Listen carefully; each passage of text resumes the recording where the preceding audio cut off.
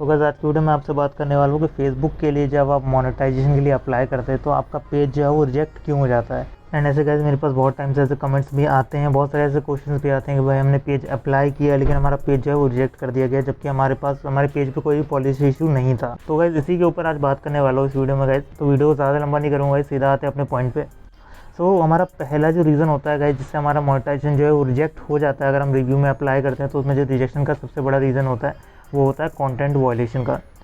Content violation का मतलब ये होता है कि अगर आप कोई ऐसा कंटेंट अपलोड कर रहे हो अपने फेसबुक पेज पे जो फेसबुक की कम्युनिटी गाइडलाइन या कह सकते हैं फेसबुक का partner monetization policy, content monetization policy, इन सब के अगेंस्ट अगर आपकी वीडियो है, इन सब की जो कम्युनिटी गाइडलाइन वगैरह पॉलिसीज हैं इन्हें आप अगर फॉलो नहीं कर रहे हो, उससे जो है आपका फेसबुक पेज मोनेटाइजेशन रिजेक्ट हो जाता है। और यहाँ पे बहुत सारे क्वेश्चंस ऐसे आते हैं कि भाई अगर हम कम्युनिटी गाइडलाइन को मतलब अगेंस्ट काम करते हैं, उसके फॉलो नहीं करते हैं पॉलिसीज़ को, तो हमारे पेज पे पॉलिसी इशू आ जाता है।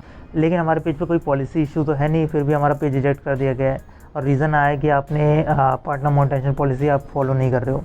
तो गाइस इसका जो सिंपल सा रीज़न होता है, मैंने बताया ना कि अगर आपका फेसबुक पेज ट्रैक हो जाता है फेसबुक के एल्गोरिदम में, तो आपके पेज पे पॉलिसी इशू आ जाएगा। लेकिन बहुत सारे केसेस में क्या होता है कि कॉपी पेस्ट वीडियो हो गई या फिर डुप्लीकेट कंटेंट अपलोड करना हो गया, तो ये सब चीज़ें क्या होती है जब आप अपलोड करते हो तो आपके पेज पे जब तक ट्रैक नहीं होता तो पॉलिसी इशू नहीं आता है।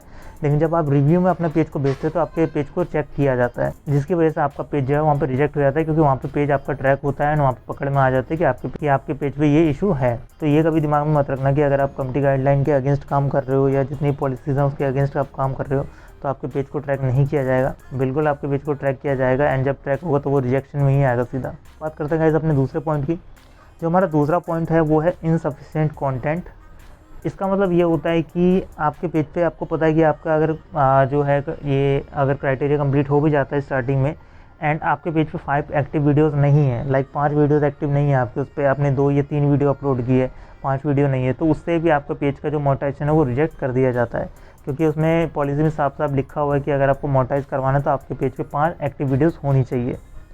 एंड सेकंड चीज़ यहाँ पे एक और रीज़न आता है कि किसी का पेज जो होता है वो 30 दिन कंप्लीट नहीं होता है। एंड बहुत सारे लोग ऐसे कमेंट भी करते हैं, बहुत सारे लोगों के ऐसे क्वेश्चन भी आते हैं कि भाई हमारा 30 दिन कंप्लीट नहीं हुआ है, शायद इस वजह से हमारा पेज जो है रिजेक्ट कर दिया गया है।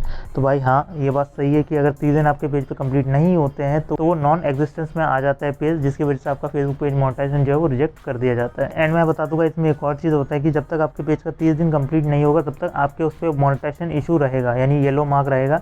एंड जिस चीज़ को लेकर बहुत सारे लोग कमेंट भी करते हैं कि भाई मैंने तो कुछ अपलोड ही नहीं किया अभी तक, इस पर ये पॉलिसी इशू कैसे आ गया।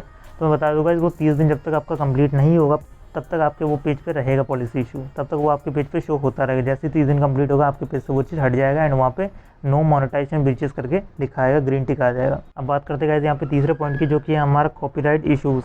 कॉपीराइट को लेकर बहुत सारे कंटेंट जो है वो रिजेक्ट किए जाते हैं, बहुत सारे पेज रिजेक्ट किए जाते हैं।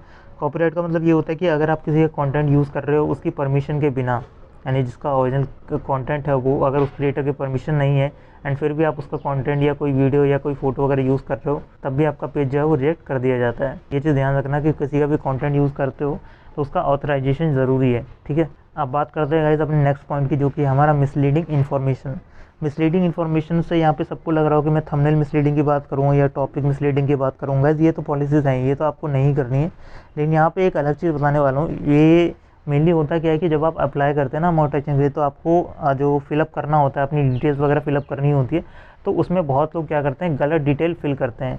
पता नहीं कोई डर होता है उन्हें कि भाई क्या हो जाएगा आगे जाके, हो गया आपका नाम वगैरह हो गया या फिर आपका पैन कार्ड वगैरह की डिटेल अगर आप गलत फिल करते हो तो इस वजह से भी आपका फेसबुक पेज जो है वो मोनेटाइज नहीं होता है एंड रिजेक्ट कर दिया जाता है। तो मेक श्योर करना है जब भी आप अप्लाई करो तो आपका जितने भी डिटेल्स आप फिल करते हो मोनेटाइजेशन के लिए, जब आप अप्लाई करते हो तो उसमें सारी डिटेल करेक्ट हो।